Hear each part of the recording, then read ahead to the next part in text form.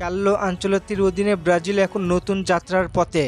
বিশ্বকাপকে সামনে রেখে তৈরি হচ্ছে অন্যরকম এক স্কোয়াড, যেখানে রয়েছে তরুণ ফুটবলাররা, অভিজ্ঞতা ও প্রতিভার প্লেয়ার। তবে প্রশ্ন হচ্ছে, কার্লো আনচেলত্তির স্কোয়াডে সবচেয়ে গুরুত্বপূর্ণ প্লেয়ার কারা? চলেন একটু জেনে আসি। গোলকিপার পজিশনে বরাবরই সেরা অ্যালিসন বেকার। তিনি শুধু লিভারপুল নয়, ব্রাজিলের প্রথম চয়েস গোলকিপার। তার প্রতিভা এবং গোলকিপিং নিয়ে কারো কোনো সন্দেহ নেই। অ্যালিসনের ব্যাকআপ হিসেবে আছেন এডারসন এবং হুগো সৌজা।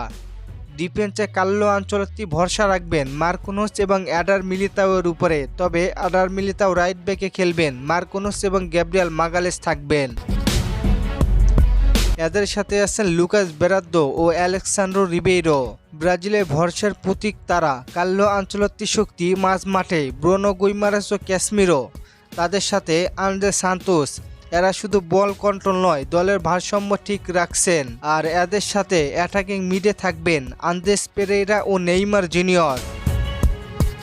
এই দুইজন প্লেয়ার অ্যাটাকিং দিয়ে সুযোগ তৈরি করবেন। নেইমারের বিষয়ে কিছুই বলার নেই, তবে আন্দ্রেস পেরেইরা টেকনিক্যালি বুদ্ধিমত্তা ও ক্রিয়েটিভ ভিশন, এটাই কার্লো আনচেলত্তির মূল অস্ত্র। ফরওয়ার্ড লাইনে প্রতিযোগিতায় প্লেয়ার অনেক।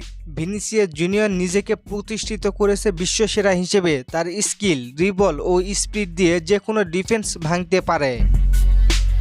তার সাথেই আছেন রদ্রিগো গুয়েজ, যিনি আনচেলত্তির আরেক অস্ত্র। তাদের দুইজনের বিকল্প হিসেবে আছেন গ্যাব্রিয়েল মার্টিনেলি, যার খেলা অন্যরকম। আর নাম্বার 9 হিসেবে কাউকে বিশ্বস্ত পাওয়া যায়নি জাতীয় দলে। তবে এই জায়গায় নিয়ে কাজ করতেছেন বলে জানা গিয়েছে কোচ। 2026 সালে মার্চ মাসে ব্রাজিলে খেলার ধরন হবে অন্যরকম। কি মনে হয় আপনার? কার্লো আনচেলত্তিকে পারবেন আগের ব্রাজিলকে ফিরিয়ে দিতে? এখন শুধু সময়ই বলে দিবে। আপনার কি মনে হয়, ব্রাজিল কি পারবে নিজেদের ছন্দ ফিরে পেতে? জানিয়ে দিন কমেন্ট করে। আর ফুটবলকে নিয়ে নতুন কোনো প্রশ্ন থাকলে করতে পারেন, পরবর্তী ভিডিওতে রিপ্লাই করব। ধন্যবাদ।